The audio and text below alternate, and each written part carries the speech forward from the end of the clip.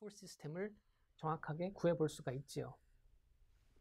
그러나 예를 들어서 이런 식으로 두 개의 치아가 이렇게 쓰러져 있을 때 와이어가 이렇게 휘어져서 들어가게 되면 쉐입 드리븐의 개념 또는 우리 직관적인 생각에 와이어는 이렇게 스트레이트하던 것이 구겨져서 들어갔으니까 스트레이트하게 펴지면서 이렇게 레벨링이 될 것이다 라고 우리가 쉽게 생각할 수가 있는데요. 이게 이제 쉐입 드리븐의 개념이죠. 그러나 반면에 이 상태에서 고개를 조금만 왼쪽으로 돌려서 이렇게 똑같은 상황인데 이렇게 놓고 보면 이쪽이 인트루전이 되어 있고 우리가 치료하고자 하는 거는 밑으로 내려가 있는 치아를 이렇게 위로 올리는 거라고 한번 가정을 해보죠. 그래서 와이어를 이렇게 디플렉션해서 넣으면은 이런 식으로 레벨링이 돼야겠죠. 이게 우리가 생각하는 쉐입 드리븐의 개념입니다. 또 반대로 이번에는 내가 원하는 레벨은 여기인데 저 치아가 지금 오버 이럽션이 되어 있어서 이렇게 디플렉션 된 와이어가 레벨링 되면서 이게 이렇게 안으로 들어가면 좋겠다라고 우리가 생각할 수도 있겠죠. 그러나 우리가 이렇게 생각한다고 또는 저렇게 됐으면 한다고 해서 와이어가 우리가 원하는 대로만 그렇게 생각하는 대로 이렇게도 움직이고 저렇게도 움직이고 가지는 않겠죠.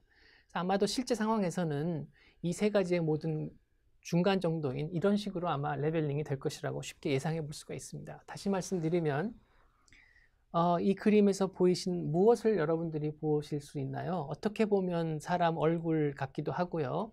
또 고개를 한 45도 오른쪽으로 눕혀서 보면은 라이어라고 하는 알파벳이 보이실 수도 있겠습니다. 이게 나타내는 의미는 뭐냐면 와이어를 넣었을 때 내가 이렇게 움직였으면 좋겠다고 생각한다고 그렇게 되는 것이 아니고 실체는 하나밖에 없는데 보는 각도에 따라서 치아 이동이 변경될 수는 없는 것이죠. 그래서 우리가 리딩하는 와이어가 디플렉션 된 와이어가 크라우딩 된 브라켓에 들어갔을 때 어떤 포스 시스템이 생기는 것인가를 리딩을 해야 됩니다. 그 와이어를 리딩하는 레벨이 있는데 우선 첫 번째 단계는 뭐냐 하면 크라우딩이 되어 있는 브라켓에 스트레이트 와이어가 들어갔을 때 어떠한 포스 시스템이 발생할 것인가를 우리가 예측하는 겁니다. 읽는 것입니다. 그때 우리가 스트레이트 와이어를 집어넣기 때문에 발생되는 포스 시스템이 어떻다라고 알 수만 있지 그 포스 시스템을 우리가 변경시키거나 할 수 있는 상황은 아니죠. 그래서 이 읽기 위한 몇 가지 전제 조건이 필요합니다. 우선은요. 브라켓 위스는 굉장히 좁다. 이게 이제 아이디얼 브라켓인데요. 브라켓 위스는 고려하지 않습니다. 그러니까 브라켓 위스는 굉장히 작다, 좁다. 그렇게 우리가 일단 가정을 하고요. 만일 브라켓 위스가 넓은 거를 우리가 생각을 해야 된다면 브라켓 위스가 제로인 아이디얼 브라켓을 이렇게 두 개 붙였다. 그렇게 생각해 보셔도 되겠습니다. 그 다음에 우리가 이 분석에서 사용하는 것은 Small Deflection Theory라고 하는 것인데 이거에 대해서 자세하게 설명하지는 않겠습니다만 이 Small Deflection Theory라는 이름이 주는 것처럼 디플렉션 자체가 굉장히 작다 그런 뜻입니다. 다시 말씀드리면 이 앵귤레이션 된 브라켓의 각도가 굉장히 작고요.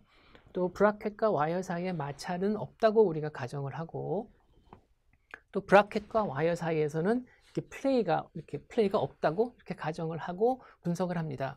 이렇게 디플렉션이 작다라고 하는 작게 되면은 당연히 호리존탈 포스 프릭션도 없기 때문에 호리존탈 포스도 없는 거고요. 버티컬 포스만 있고 또 인터브라켓 디스턴스 즉 브라켓에서부터 브라켓의 중점을 연결한 선이나 디플렉션 된 와이어가 길이가 다 동일하다. 그렇게 우선 가정을 해야 이 분석이 가능합니다.